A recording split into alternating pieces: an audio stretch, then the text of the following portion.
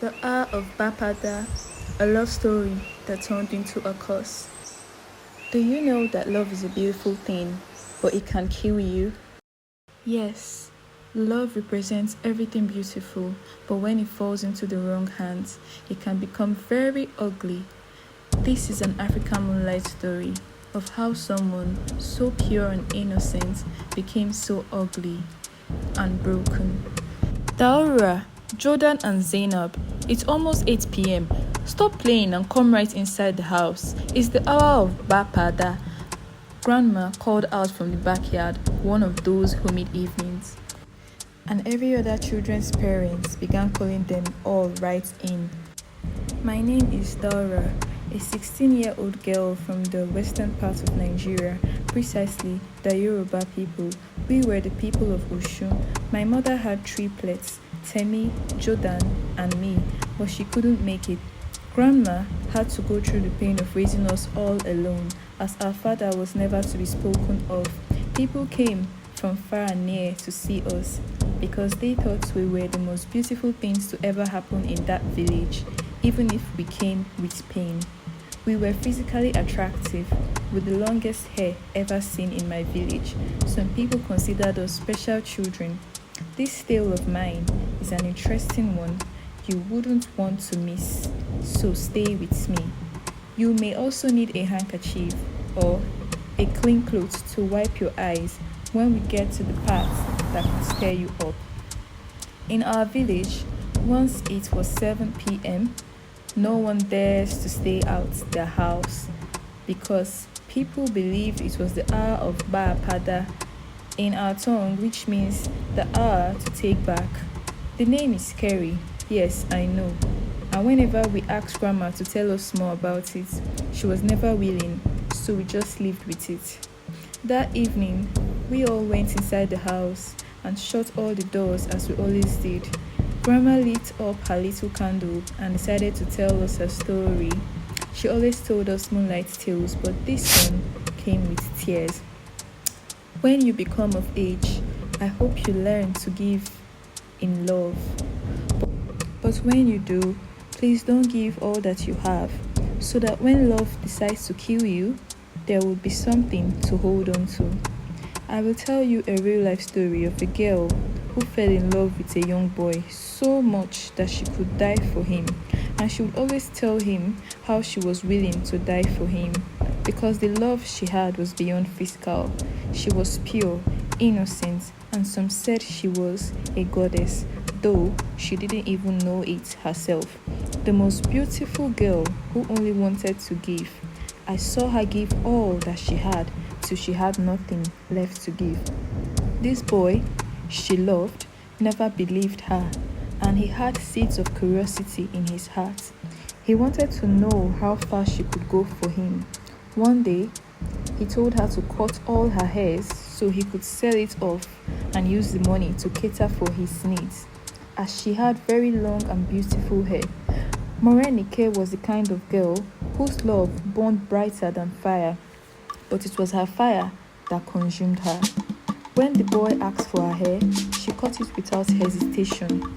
Even though the village elders warned that a woman's hair was her crown, her life force, she gave it to him and he sold it. Still, she smiled, thinking sacrifice was proof of love. But that was the only beginning. She was pregnant and carrying his baby, or so we thought. Yet she wasn't eating well because she would usually give him the food she was supposed to eat. He lived alone and depended on her for survival.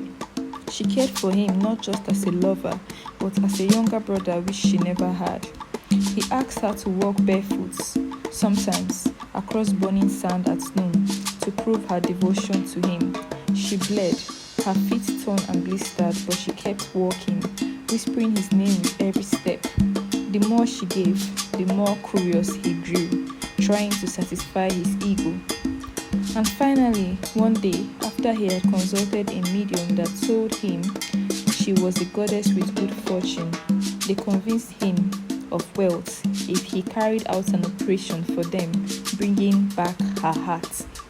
She had just put to bed his babies when he went to meet her. He He specifically targeted the moment her mom was not around. He asked her to drink a bitter potion. Believing his lies, Morenike swallowed it. Her body weakened, her beauty faded, and instantly she was gone.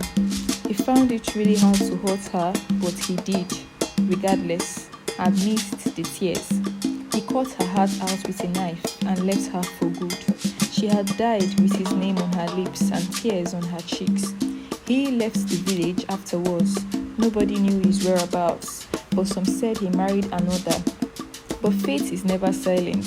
The children were innocent, but their existence was a reminder of Morenike's sacrifice. Yet Morenike's spirit never rested.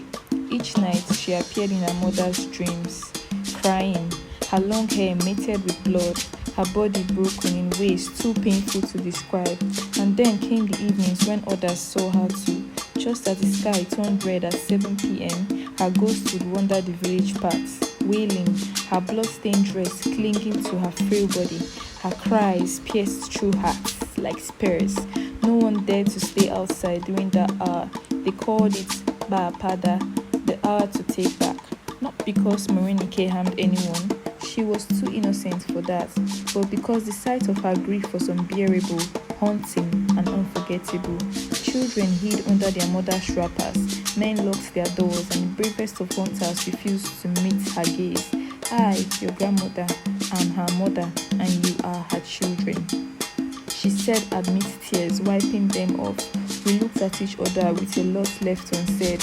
No wonder anymore why Grandma took GBAPADA so seriously. She said, if I ever see her in that state, my heart will stop. So she kept her granddaughters safe, rushing them indoors before sunset, whispering prayers and reminding them, your mother loved you. She wanted to stay, but love killed her. Never let it kill you. I wiped my tears after Grandma finally told us the truth about GBAPADA. Her voice trembled when she said it, but the lesson was clear. Love is beautiful, but can be pain if it falls into the wrong hands. Grandma passed away a few years later, and the three of us had to leave the village to walk our separate paths. But before we parted, we experienced GBAPADA. We saw her, our mother, standing in the twilight, crying blood, reaching for us with hands we could never touch. We cried until our throats ached because we couldn't help her and she couldn't stay with us. That night carved the truth into our souls. Love is beautiful, but never give all of yourself away, so you can still have yourself in case it chooses to destroy you. Because in the end, love equates to pain. You wouldn't say you've ever fallen in love if you have not known pain. The pain of sacrifice, the pain left when all is gone, the pain people experience in the hour of GBAPADA.